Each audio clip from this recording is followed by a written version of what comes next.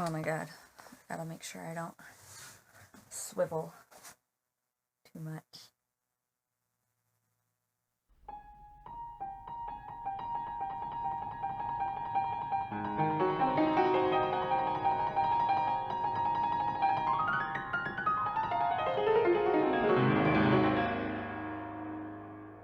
Hey Allie, I really enjoyed your take on body image and costuming, and now I'm inspired to sew my clothes, because my clothes should be made to fit my body.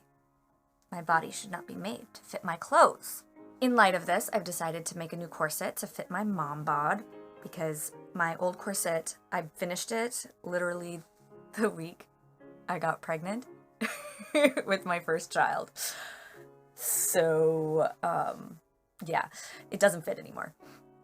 Lacing panels in the back just make a little triangular shape, which means that parts of my body have grown and others have stayed the same. So in order to fit my new childbearing hips, I am going to make a new corset. So I don't know, more on that later. You know how when you go to a new place and everybody wants you to try that thing that they only do there and everybody else thinks is bonkers, but they really enjoy watching tourists do it? It's often like a culinary. It's often a culinary delicacy. In Minnesota, we like to watch people do winter. In the new year, we've finally seen some of our usual cold temperatures. For some reason, climate change has been good to us this year. While our average temperature in January is usually about 7.5 degrees Fahrenheit, this January we've been running a balmy like 7 to 11 degrees warmer than usual. Do you remember when the record low was set in 1996? It was negative 60 degrees outside, and my mom put blankets over the doors to stop the draft. And we got a cold day from school. And I was like, because that was my first snow day ever. In Minnesota, we don't have snow days and we don't have cold days because it happens too often. We were all just sitting there praying that it would get dangerously cold outside so that we could have a day off from school. Oh my god. Distance learning is going to make it so that kids in Minnesota are never going to have snow days again. Back in my day, when it was cold outside, we got to stay home from school. School children will no longer be yearning for polar vortex. What an injustice. My poor children. So, when the forecast for our Saturday sledding party with the Living History Society of Minnesota was 17 degrees Fahrenheit, I thought, oh, it's gonna be nice out. Minnesota has been notorious for its nasty winters since time immemorial. I think somebody had written in a newspaper at some point, oh, you'd be crazy to live there. And everybody was like, oh yeah? Well, take a look at this. And then they had a winter carnival and built this ice castle. And while our First Nations of the Dakota and Ojibwe had really effective ways of dealing with the cold, some of the European American colonists were not ready. My dear but very negligent husband. Oh, Alex, could thee be here and know how we suffer with cold? Thee would never want to winter again in St. Paul. I know I will not. I nearly froze to death in bed as well as out. I do hope thee will hasten home. It is such a forlorn living in such a horrid place as this. I think it intolerable. Anna Ramsey wrote this in 1849 to her husband, Territorial Governor Alexander Ramsey, when he left her to endure her first winter in Minnesota alone, with a toddler, pregnant. If we didn't already know he was a nasty piece of work, we do now. While many of our members in the Living History Society have full arrays of winter clothing collected from years and years of being in the hobby, I do not. So much of what I wore today was from the lending wardrobe. I didn't have any access to wool drawers, so I just wore stretch pants. But, you know, that was, apart from my boots, the only modern clothing that I wore. I have read sources suggesting a layer of cork in the bottom of a historical shoe can serve as insulation, but I've gone walking in my Fugawi repro boots cold weather, and I decided I was just gonna wear my Sorels. Mostly because I don't want to get snow in my boots. God, I hate touching snow. Ugh. Why am I going sledding? Oh my god, I can't even brain. What is brain? Mom brain. It's real. It's a real thing, okay? Since I'm making my corset over again, I ended up wearing maternity stays that I'd borrowed for an event in the before times. Oh yeah, you heard that right. Maternity stays. I will admit, I garnered some skepticism from various relations. We'll have more on this in another video. I was particularly interested in how the hoop skirt would impact my warmth.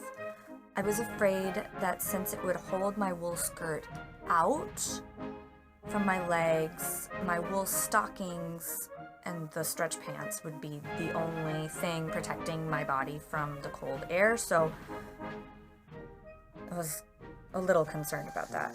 I almost didn't wear it, but then felt like I needed to in order to keep my skirt off the ground. Plus, lots of women wore them. If it was such a bad idea, I don't think they would have. As much as everybody wants to pretend like women were stupid and did everything for fashion, and if they didn't have men to protect them from themselves, surely they would die. Patriarchy. So I decided to give them a vote of confidence and try it out. The key, I am to understand, to staying warm in the mid-19th century is layers. Lots and lots of wool layers. Light or even tropical weight wool, not the heavy wool coating, because it's about the layers, not about how thick each layer is, which I think is consistently different from how we think about it today. We want one warm layer so that we can just put on our coat and be done. One of my layers is this knitted Sontag that I am so proud of. It's a pretty common pattern that you'll see floating around on historical knitting groups. It's from Godey's Ladies magazine in 1860, and it is snuggly. The idea is to insulate the core body the most, kind of like when people wear those puffy vests while skiing. A point of concern was that the wool coat that I had borrowed had 3/4 kind of length sleeves. They were pagoda sleeves, and then it had a puff bishop sleeve coming out the front, but that was cotton, and I didn't have time or yarn to knit myself some sleeve inserts, so I was a little worried that my arms would be cold. So I added a knitted hood, shawl, and vintage rabbit fur muff for insurance. While the forecast had called for a high of 20 degrees Fahrenheit, I had not really accounted for the wind. What's the wind chill today? Cold AF. That's the wind chill. My comrades from the Living History Society had similar outfits to me, except all of their wool coats had long sleeves. Some of us wore hoops and others didn't. There were pros and cons, I guess. Those without hoops had a little bit more fabric closer to their body, and they didn't have to worry about crinoline catastrophes when they were sledding down the hill. But those of us with crinolines found it easier to maneuver in the snow because the hoops held our skirts out from our legs, giving us more space to maneuver. I think that the length of the skirt also had an impact because my skirt was a little bit too long, to be honest, and was trailing in the snow, and I was super warm. I was surprised with the hoop skirt that it was like a little dome of warmth, like a little warming house around my waist. I was shocked. I really didn't think it was going to be that warm. It kept the wind out completely. I think it was actually warmer than it would have been if I had worn pants. I also took my first sled ride since I was a child. I hate sledding. I hate it. I don't understand why you would want to go at high speeds down a icy hill and get covered in snow. We garnered much attention from the layman sledders and were time and again asked, "Are you cold in these clothes?" We used this as an opportunity to talk about wool layers and explain what we had on and express our relative comfort. Got my knit leg warmers. Nice. Try it again. I've got a regular petticoat, and then I've got 2 flannel petticoats. Nice. And then my skirt. And then I've got 2 layers under my corset.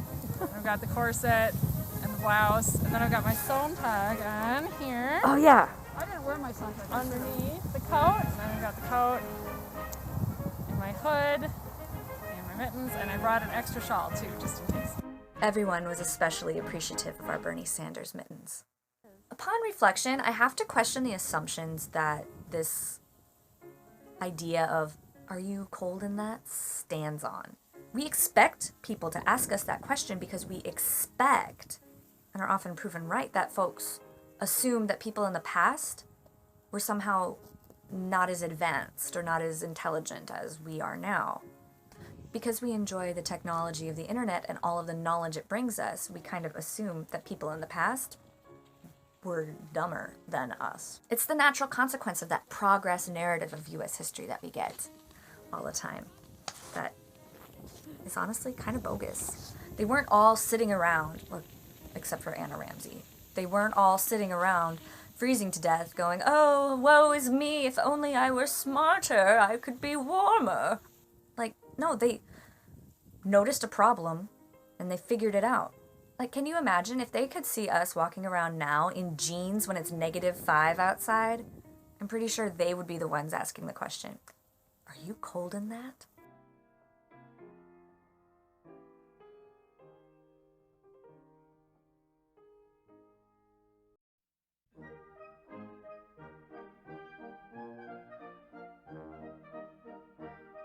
It's -13 degrees outside. It's the polar vortex, and I just finished my wool petticoat. It's time to test this out.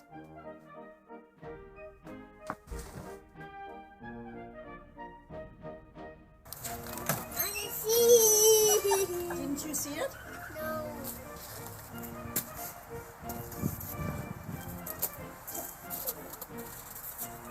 Mommy, are you cold? Yeah. Yeah, I'm cold.